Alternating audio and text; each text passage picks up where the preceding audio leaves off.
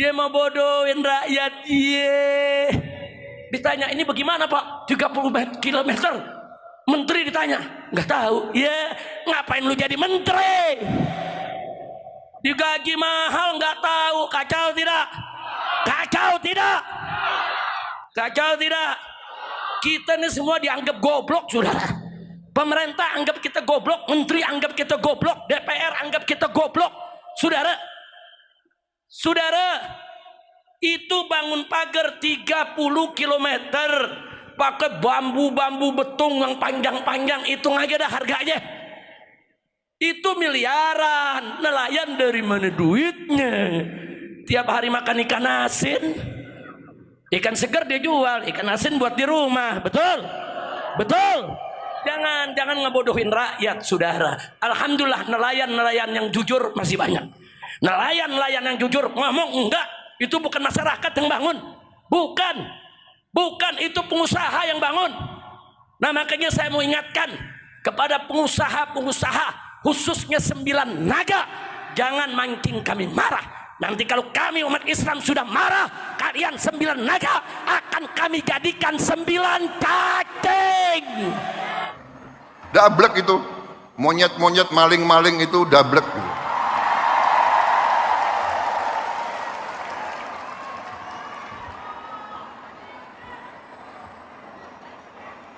Enggak sadar-sadar, ya. Kita jangan ikut pecah belah itu adalah kegiatan mereka-mereka yang tidak suka sama Indonesia. Dari ratusan tahun diveda et impera itu adalah taktik strategi untuk memecah belah umat dan bangsa Indonesia. Gak usah dihiraukan. Kita harus biasa bicara apa adanya. Yang benar itu benar, yang tidak benar itu tidak benar. Presiden nggak tahu, lu buta. Kacau tidak? Kacau tidak? Matahari terbit dari timur, turun di barat. Kita harus bicara apa adanya. Jangan coba-coba merubah-rubah. Kalau saya, tapi percayalah, kami tidak akan ragu-ragu membela kepentingan rakyat Indonesia. Kami tidak ragu-ragu. Saya katakan, saya siap mati untuk bangsa dan rakyat Indonesia. Tidak ada yang kebal hukum di Republik ini. Di bawah Presiden Republik Indonesia Prabowo Subianto, Gibran Rakabuming Gibran, dengan semua kabinet, tidak ada yang kebal hukum. Jangan coba-coba sombong, betul. Ini juga peringatan nih buat pejabat-pejabat Indonesia. Selamat untuk bangsa Indonesia, karena telah dianugerahi Allah seorang presiden yang sejak beliau masih aktif di TNI, itu sudah saya gadang-gadang untuk menjadi presiden, dan alhamdulillah akhirnya yang saya gadang-gadang ini akhirnya diberikan juga oleh Allah untuk bangsa Indonesia. Dan untuk sementara untuk Pak Prabowo, mohon jaga kesehatan, semoga Bapak kuat dan terus bersemangat sampai 10 tahun lah paling sedikit kalau yang saya mau itu. Karena saya melihat bahwa Indonesia itu, paradok Indonesia itu sudah berjalan lama. Ya, tanpa mengurangi rasa hormat saya kepada semua pemimpin bangsa yang sudah berprestasi, mulai dari Pak Habibie, Gus Dur, kemudian Pak Bu Megawati, Pak SBY, Pak Jokowi. Tetapi ada satu hal yang terus-menerus menggelisahkan saya sebagai anak bangsa gitu, yang tidak pernah minta uang sebagai agamawan kan gitu. Nah, soalnya dikritik mau. Bahwa kita lihat kondisi hari ini itu bisa dikatakan Pak Prabowo menjadi presiden dalam keadaan Indonesia itu dalam keadaan hampir gitu. Karena kalau kita melihat bagaimana sekarang misalnya dari segi hukum, dari penegakan hukum, dari segi keadilan ekonomi, dari segi kebudayaan, dari segi rasa percaya diri sebagai bangsa, itu benar-benar dalam keadaan benar-benar memprihatinkan menurut saya. Bahkan menurut saya degradasi moral. Betul. Jadi apa itu penjajahan bangsa Barat atas Indonesia, di samping menguras kekayaan Nusantara, itu yang sampai hari ini masih kita rasakan itu adalah warisan yang mereka tanamkan dalam jiwa putra-putri bangsa Nusantara, yaitu sifat inferior. Betul. Seorang ketum aja kemelindi tapi nggak punya nyali. Ketum apa ini? Nah, ya ketum kaya lah itu.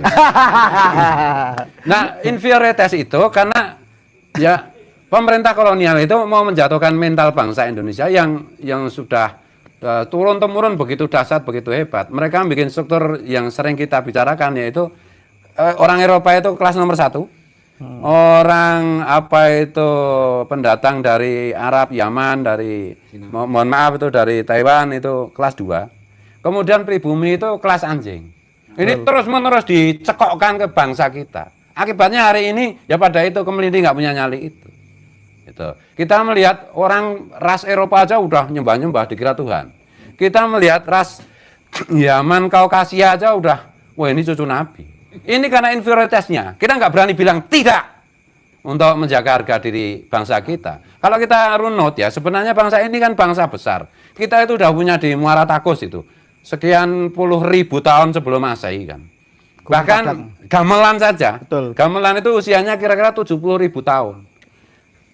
Banyak sejarawan mengatakan bahwa bangsa asli Nusantara itu kan putranya Nabi Sis yang datang ke Nusantara. Kemudian ditambah dengan apa itu cucunya atau buyutnya Nabi Ismail yang kemudian menyatu kawin mawin, kemudian terakhir dari keturunan Rasulullah melalui jalur Hasan Husain, melalui Musa Al-Kadzim, diantaranya Wali Songo menyatu juga.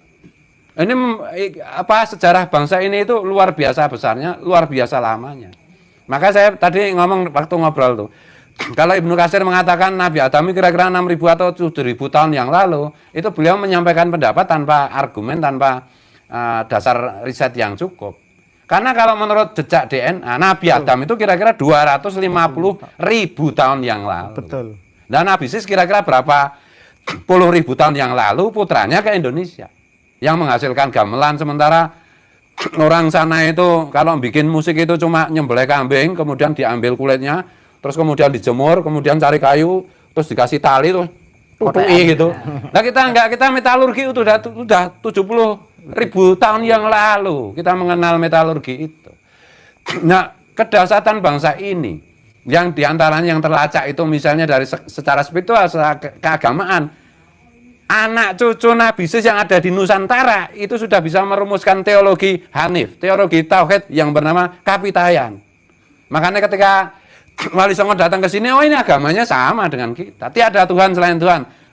Apa itu kekosongan yang isi, laisa kamisli syai'un, malam yakul lahu kufuwan ahad. Kita itu bangsa yang luar biasa besarnya.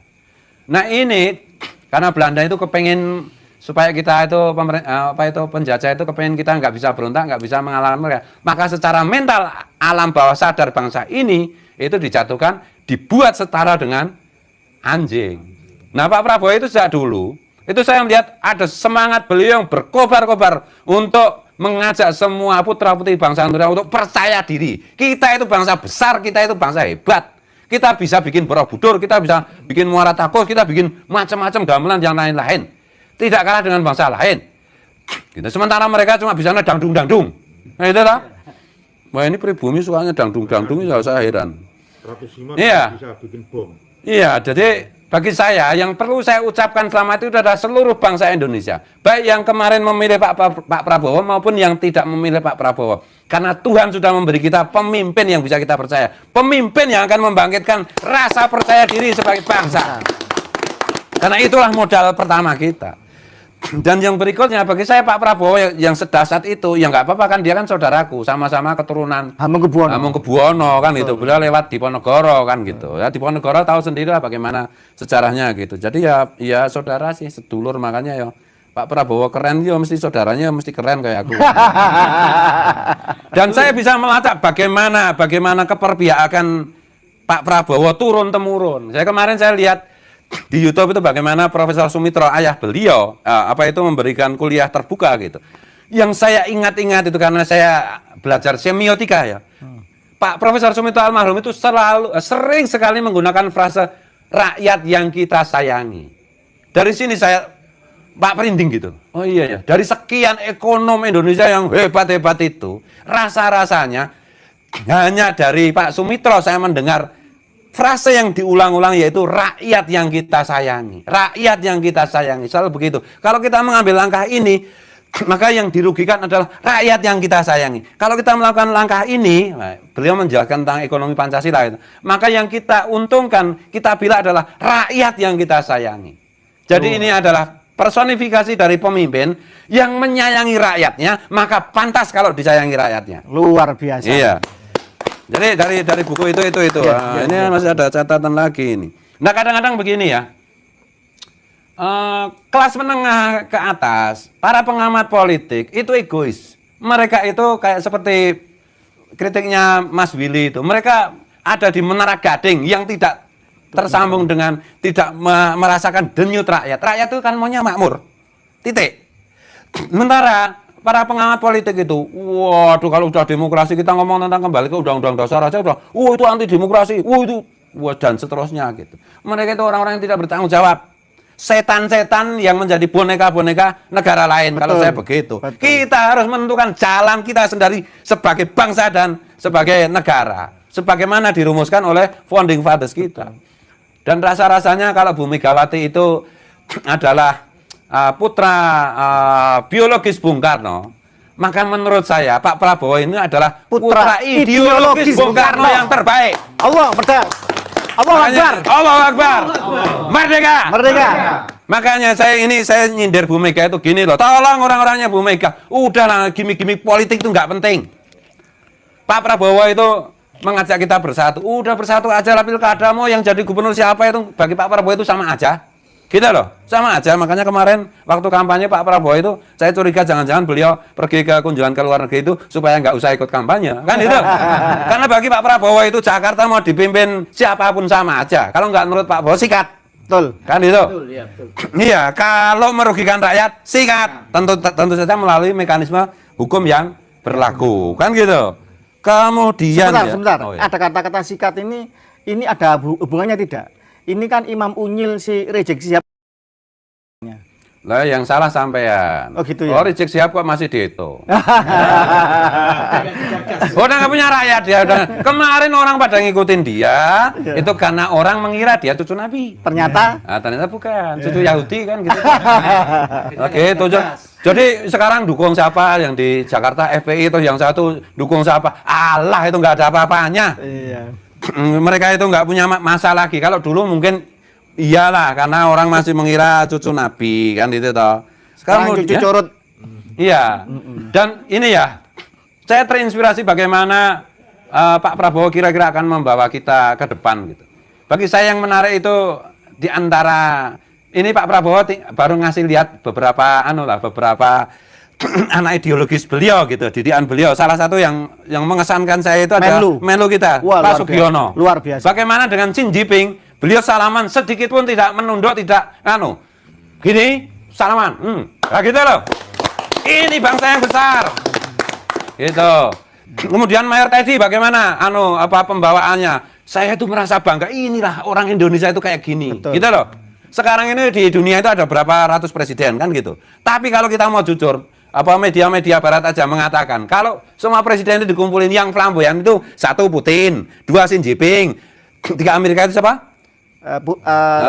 Trump. Nah, yang keempat itu Pak Prabowo. Xi Jinping punya negara besar, ekonominya kuat luar biasa. Trump juga begitu. Putin juga begitu. Pak Prabowo negaranya lagi prihatin kayak gini, dia bisa tampil sekelas, sehebat itu 3 presiden lain dari negara besar itu bagus. Wow, ini Bung Karno beneran ini ya gitu loh. Aku sebagai rakyat Indonesia merasa bangga gitu loh. Lihat bagaimana misalnya Pak Prabowo ketemu Putin, ketemu Donald Trump, ketemu Xi Jinping. Wah, ini presidenku bener. Ya gitu loh. Nah, ini penting bagi menumbuhkan semangat rasa percaya diri kita sebagai bangsa. Jadi kenapa Indonesia banyak masalah? Ya karena pada mengkhianati Pancasila. Kenapa saya lawan habis-habisan Habib yang ngaku keturunan Nabi padahal grupnya gatel itu? Karena mereka melawan Pancasila, mereka mau merusak Pancasila. Mereka mau merusak Bhinneka Tunggal Ika. Mah lali aku tadi ngomong apa Semangat. Semangat. Iya gitu loh. Misalnya contohnya begini, Pak Harto itu membina bagaimana orang pengusaha-pengusaha untuk menjadi pengusaha besar macam-macam. Harusnya pengusaha besar konglomerat itu menjadi apa itu pegawainya pemerintah, mitranya pemerintah untuk mengusahakan rakyat. Enggak. Nyatanya pajak aja mereka nggak mau bayar. Setelah dapat duit disimpan di energi bajingan itu semua. Habisi itu kayak gitu itu. Iya. Pak Harto jatuh karena dikhianati oleh apa itu sekelompok orang yang difasilitasi oleh Pak Harto yang harusnya bertanggung jawab atas kesejahteraan rakyat. Kan gitu.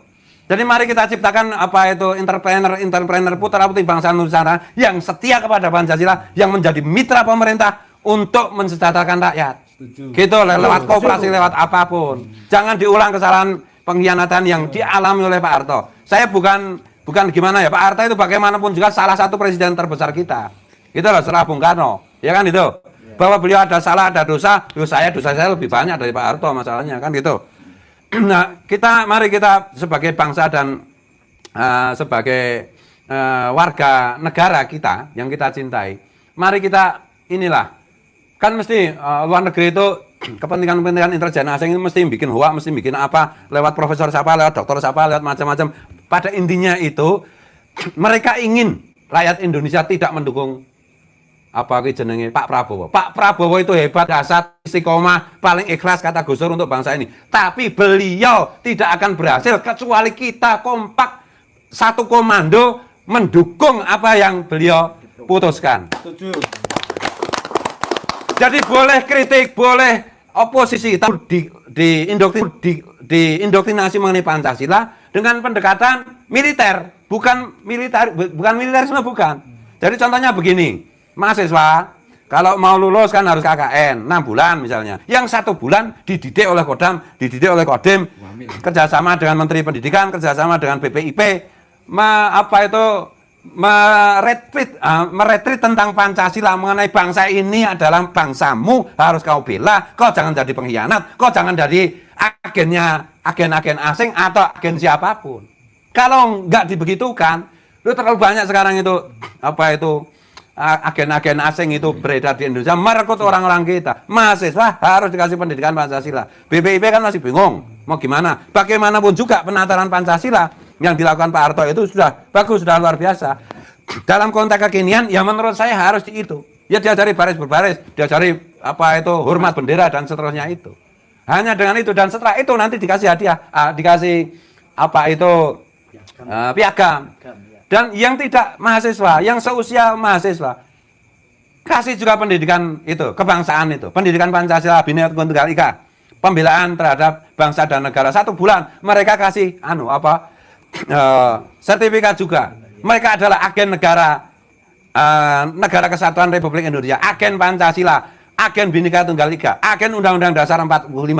Berikan mereka penghargaan itu, gitu. Kalau negara mungkin memberi gaji, kasih gaji, supaya mereka itu tidak terprovokasi menjadi paramiliter yang nggak karu-karuan ini, yang digunakan oleh kekuatan-kekuatan asing untuk apa itu menghambat konsolidasi politik, konsolidasi ekonomi, konsolidasi bangsa ini.